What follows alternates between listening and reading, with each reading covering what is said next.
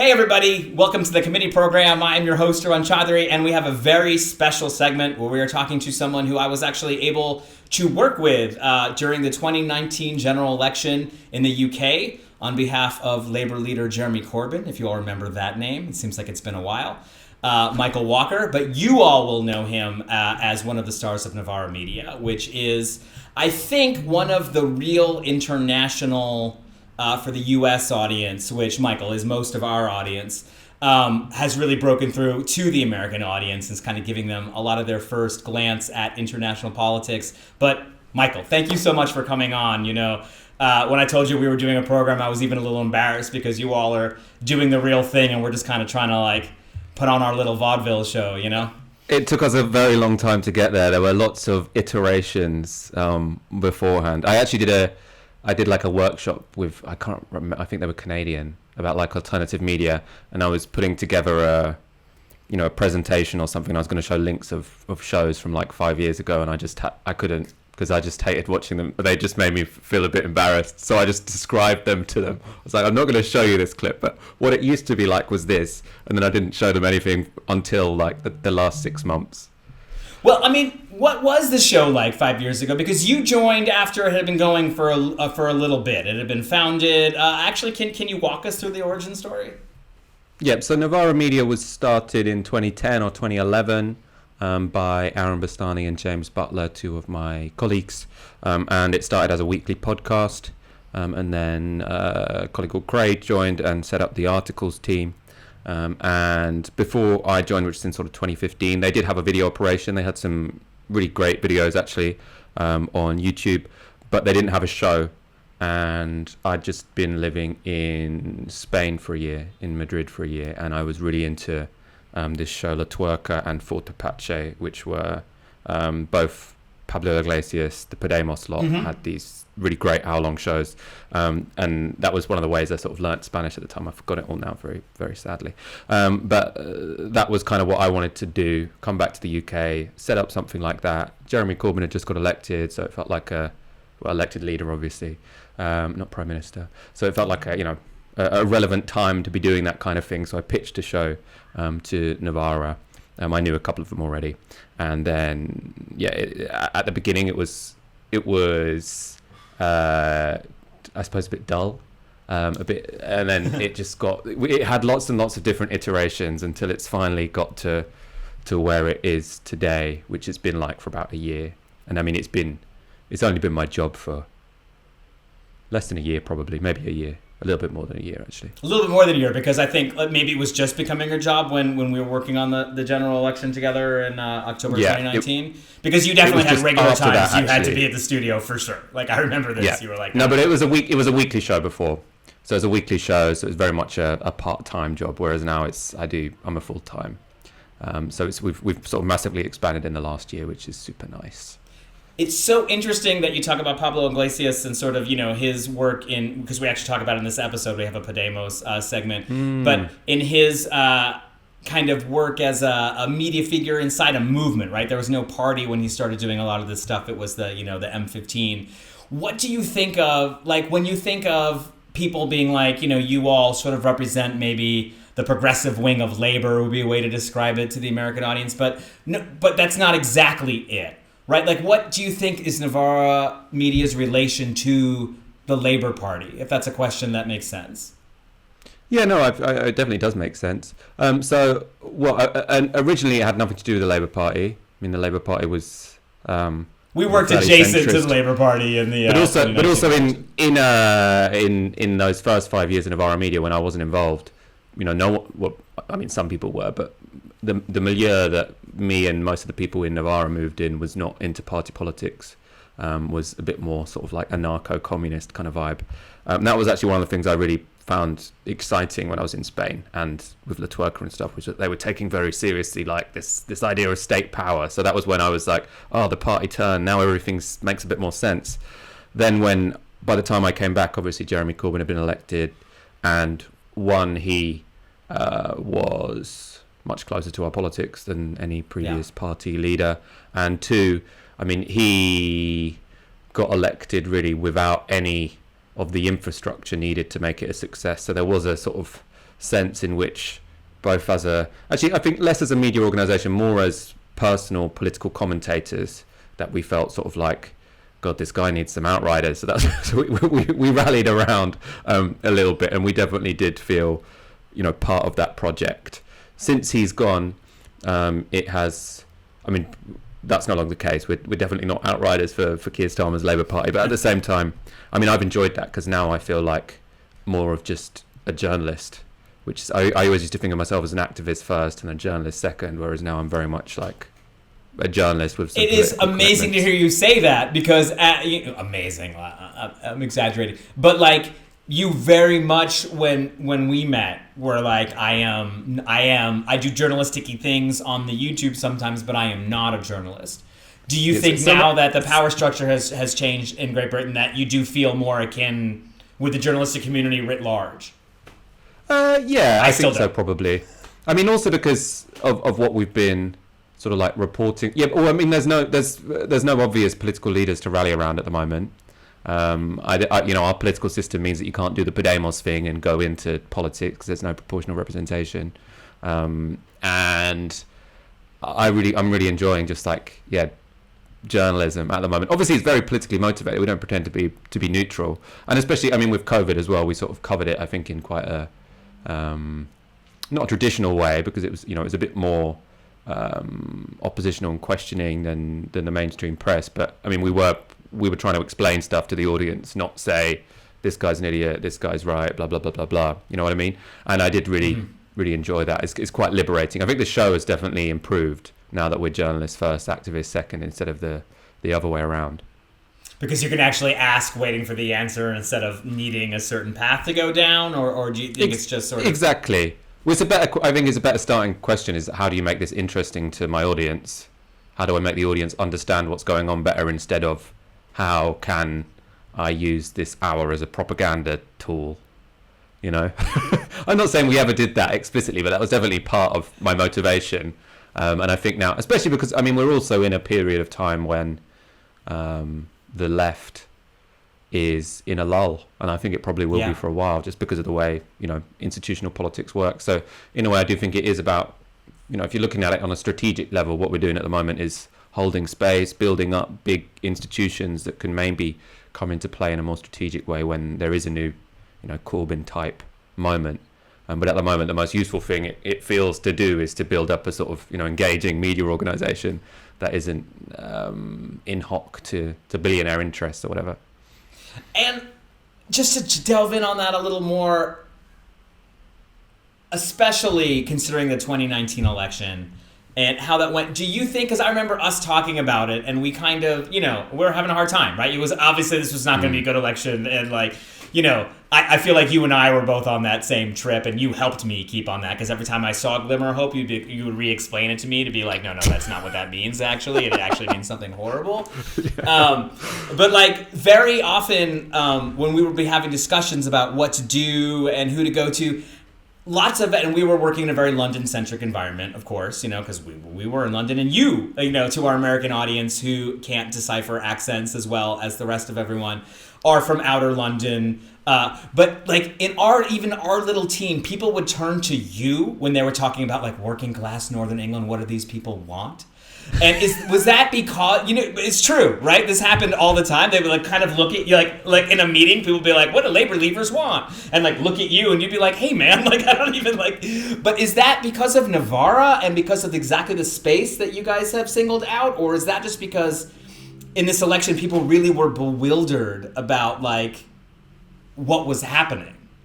I think one that probably says something very worrying about the demography of the room at the time. You remember what I mean, though, right? It would be like, what do you think? I think that's more that I'm more cynical, right? So I think that was more that I'm the more cynical person. So we'll ask him about what he thinks is going really badly.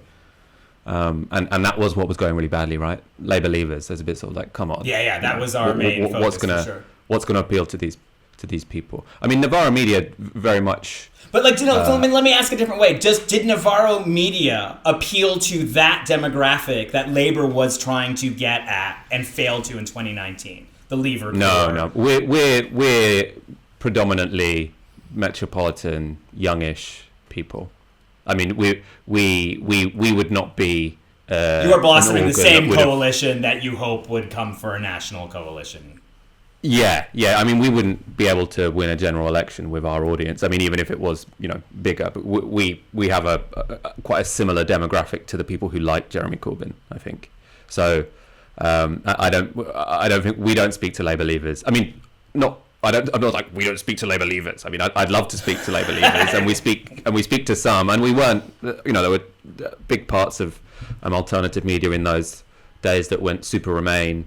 Where the EU was wonderful and all we needed was a second referendum. We never did that, but at the same time, I mean, I think our demographic is not what we call now the red wall voters, which is traditional Labour voters who switched to the Conservatives over Brexit.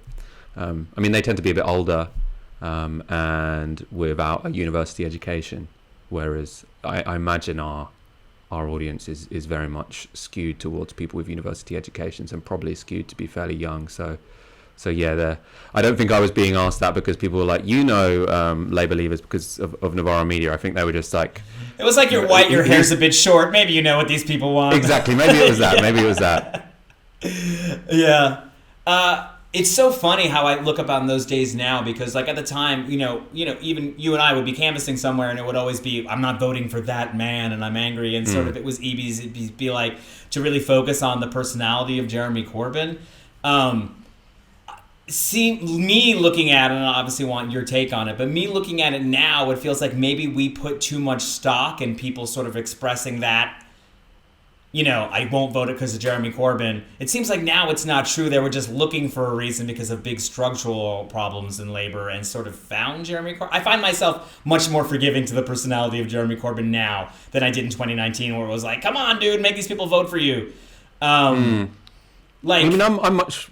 Well, I mean, distance makes you more forgiving, right? Because, I mean, why it was frustrating is because you're like, this whole project needs you to become Prime Minister. And so it's frustrating whenever you did something that didn't make that more likely. Now, I mean, obviously, the big story is he was a well-meaning guy with good politics who was in an incredibly difficult situation because the entire establishment, did a character assassination over a period of 5 years, especially a period of over 3 years after 2017 when it looked like he could, potentially get into power. That onslaught just became unbelievable. And I don't think that was... I mean, I think in many cases that was potentially people looking for an excuse not to vote Labour. I mean, I think the second referendum policy was probably what really flawed, the party in most places. And that's why now Corbyn has gone. Keir Starmer, who, all of the sort of incompetent, he's hard left, he's an anti-Semite, blah, blah, blah, he likes the IRA, all of that stuff is quite difficult to throw at Keir Starmer, and Labour are actually performing even worse in seats like Hartlepool. They just lost that under Keir Starmer, which they won under Jeremy Corbyn. So it seems like I think the long shadow of backing a second referendum, overturning the Brexit referendum, will last much longer than any of the sort of prejudices people built up against Jeremy Corbyn. But I mean, I think definitely both came into play in 2019. Yeah, I guess it just made me think, like, do we put, like, even as practitioners who should know better, if we're on the doorstep, do we just... There's a thing in movies, the smartest editing teacher I ever had, Carol Dysinger, who actually won an Academy Award last year. Carol Dysinger, we're very proud of her.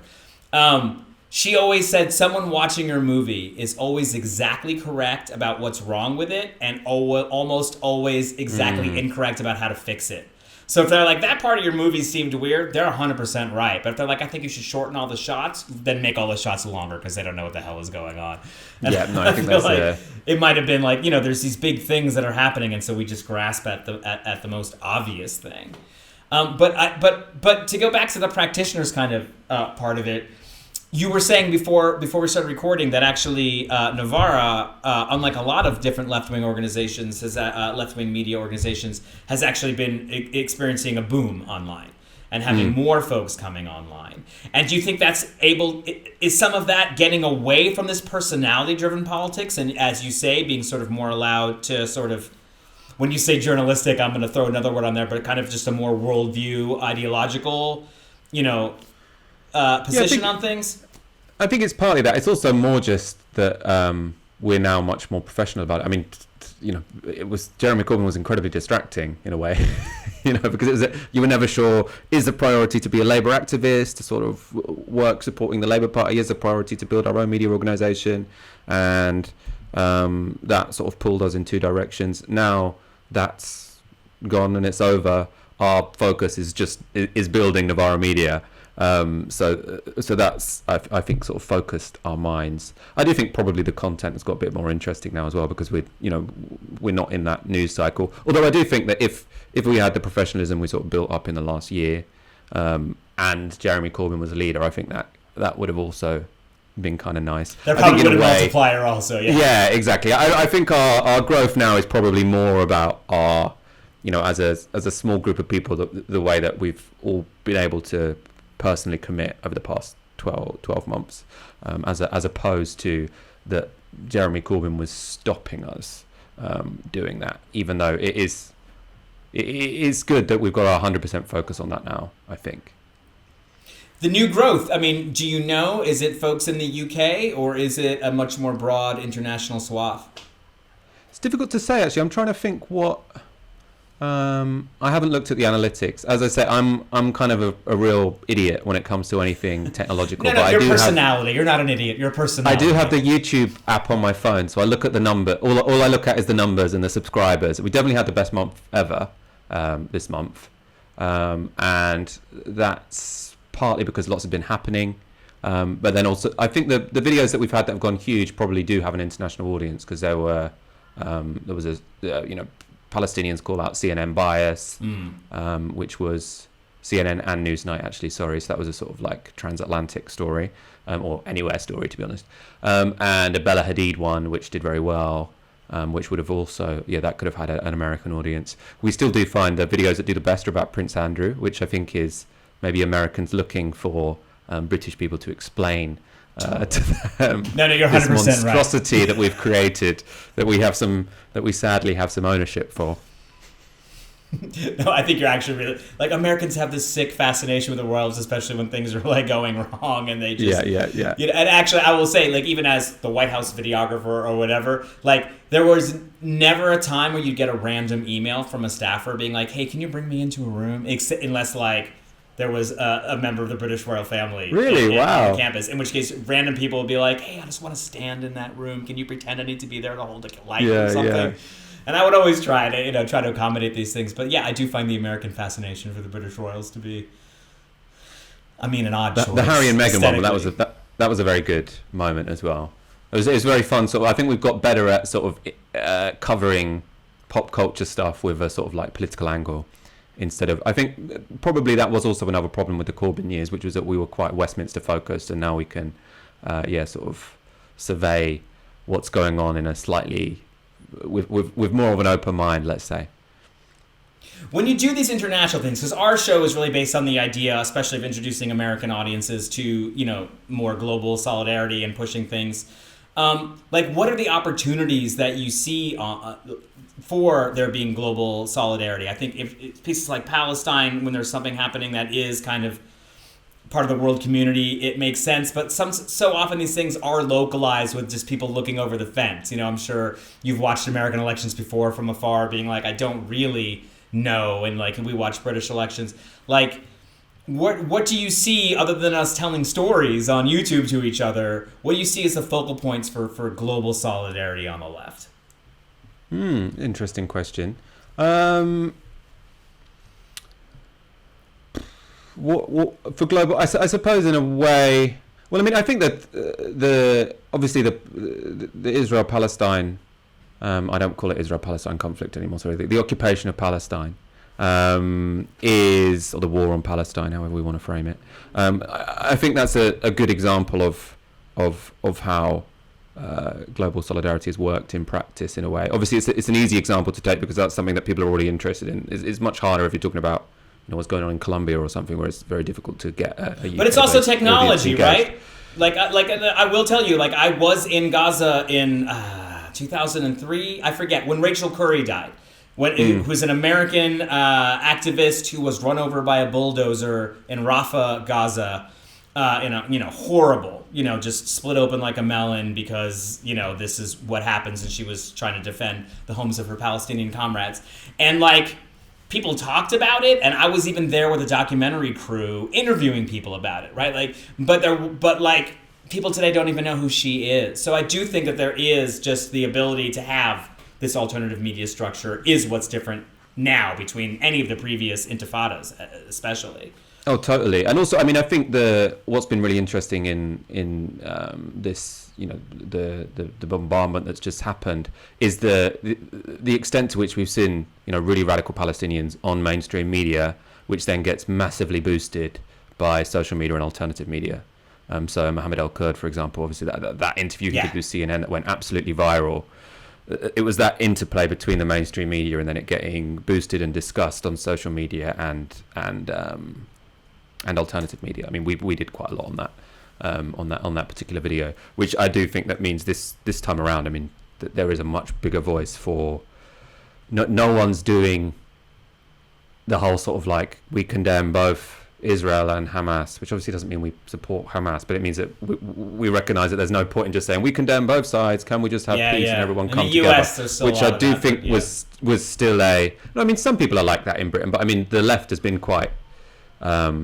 It's been definitely 100% more disciplined this time around, which was definitely led by Palestinians in Palestine speaking to international media, and then that getting boosted within left networks on social media and on sort of left wing shows. And then asking you as a media person and not as a tactician for the army, of course. But do you think like Israel's kind of new focus on infrastructure, on communications infrastructure, reflects a bit of the fact that world opinion is being changed by YouTube clips, Twitter clips, like these kinds of things? Because we do see. Has there been much of a focus? I feel like they've had a terrible conflict when it comes to online. I'd have thought whoever's in charge of that, because it's hard to get down. I worked there in a documentary, during the second Intifada, and like it was. We deliberately didn't put press on our car going into the occupied territories because we actually were worried that would make us a target.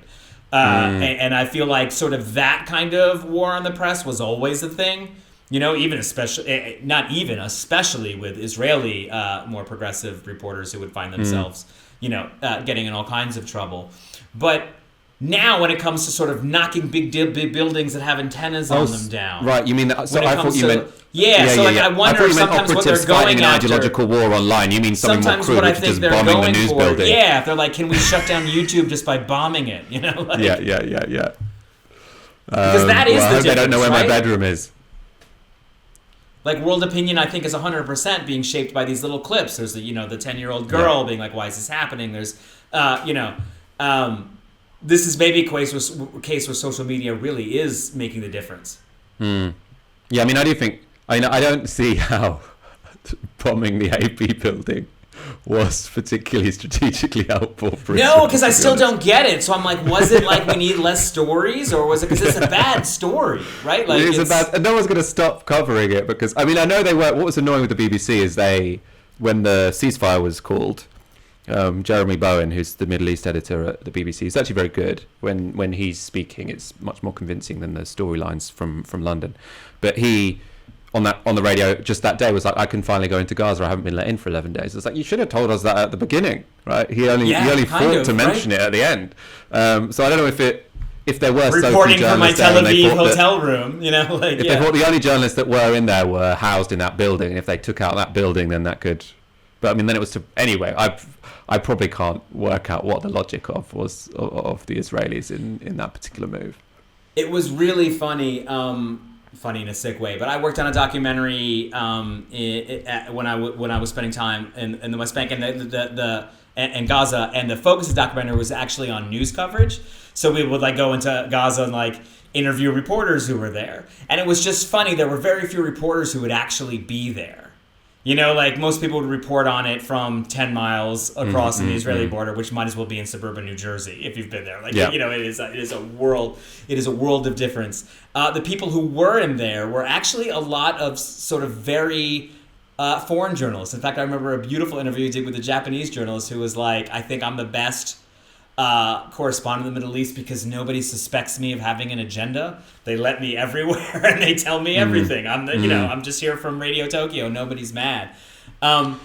It is interesting you mentioned that, actually. I mean, potentially one of the big differences this time around was so much of the repression was in East Jerusalem, and journalists are in East Jerusalem, right? So we saw a lot more of that, and you saw there was a really great Sky correspondent who was based in East Jerusalem who was always giving, these sort of video journals sort of saying the police have attacked these people, they weren't doing anything, they're spraying skunk water on them, it smells rancid. So the oppression was happening right in front of journalists, which I suppose when the previous onslaughts mainly took place in Gaza, the journalists weren't standing there right in front of it. It is in a ghettoed area, to use that word very literally. Yeah.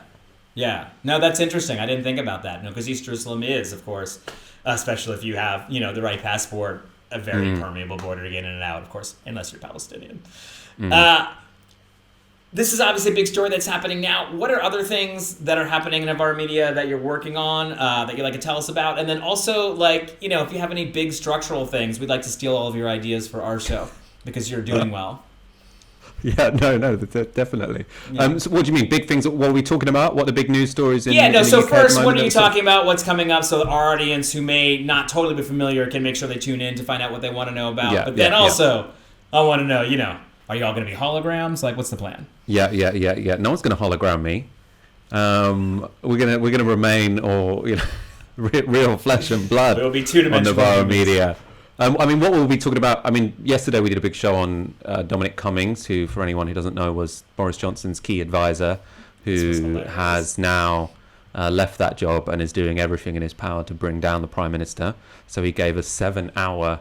It's the longest I've ever watched. It's like Castro eulogizing Che. This is a long time. Yeah. It was such a long time, but the whole thing was super engaging. So there'll be a fallout from that for a very long time. In terms of, he's sort of talking about all the mistakes that were made during the COVID crisis, which just basically structured our coverage for the past 12 months. So in a way, it's sort of going over old ground, but because it's now been made politically relevant again. An ongoing story is the collapse of the Labour Party under Keir Starmer. So we had a very entertaining weekend a couple of weeks ago where he tried to sack his deputy. It failed. It's the first time it looks like he could be on the way out, which would obviously be very exciting because he has made it his mission, despite getting elected, on the premise of sort of I'm going to be competent, but I'm going to be I'll have the policies of Corbyn, but I'm a Sir Keir Starmer. I wear a suit well, and I look, competent. I used to prosecute people. No one's going to call me an IRA supporter, but I'll keep the policies and have a big tent thing. And then the moment he gets elected, he kicks out Corbyn, attacks the left. We all hate him. It turns out most of the public do as well. So that'll be a long-running story. There's a by-election coming up soon that could be the moment when he's forced to stand down if we lose it. Which by-election is this? So they've just announced the date today, actually. It will be on the 1st of July in Batley and Spen, which, again, was a seat that Labour held by quite a large margin under Jeremy Corbyn. But because Keir Starmer's just lost Hartlepool, which was the first by-election under his leadership, if he loses this second one, which again is in a sort of Brexit voting town, then that will be when people start to be like, "Oh, something's going really wrong." And if there were to be a challenge, it would be after that. I don't know where the seat is, so you'll tell me to go fly kite, and then I'm wrong. But is the NIP fielding anybody in this one? They might be. It's in South Yorkshire, Batley and Spen, but it's the Northern Independence Party got 250 votes, I think, in Hartlepool. So it didn't translate into a particularly electorally competitive. It stayed very online, as the kids movement. Say. It stayed very online, yeah. Yeah. God, so interesting though, because I don't know. It just seems like the Labour fall is so sort of weird and staged, in that it feels like they lose the same voters in multiple elections. Like Democrats lose voters and lose them for a decade. But it feels like the Labour one is a little kind of slower because the different elections have slightly different flavors. But you think this one is finally the referendum on Keir Starmer's leadership? They should win it anyway, and if they win it, I don't want that to be. But if they don't win it by enough, it's no. The expectations are so low that if he wins it, he'll remain leader for at least 6 months to a year. So but yeah, if he loses it, there'll be serious pressure, and that will be interesting. And you'll hear all about it on Novara Media, I'm sure, because this will be your all's favorite thing. Thank you so much for talking to us, just sort of about, like, you know, you all just run a very good, tight, smart operation that, you know, we want to emulate. And it just seems like the more the international community talks about this stuff, the better we can do. So, you know, I'm just grateful that you all exist. And I'm grateful for you, of course, for all you're introducing me to UK politics and helping me out so much. I'm grateful for you helping us out in that 2019 election, even if it went terribly. You know, we had a pretty good time. We tried our best. Sometimes we didn't, but most of the time we had a pretty good time. Yeah. Thank you so much. No, thank you so much. A real pleasure, a real honor to be on.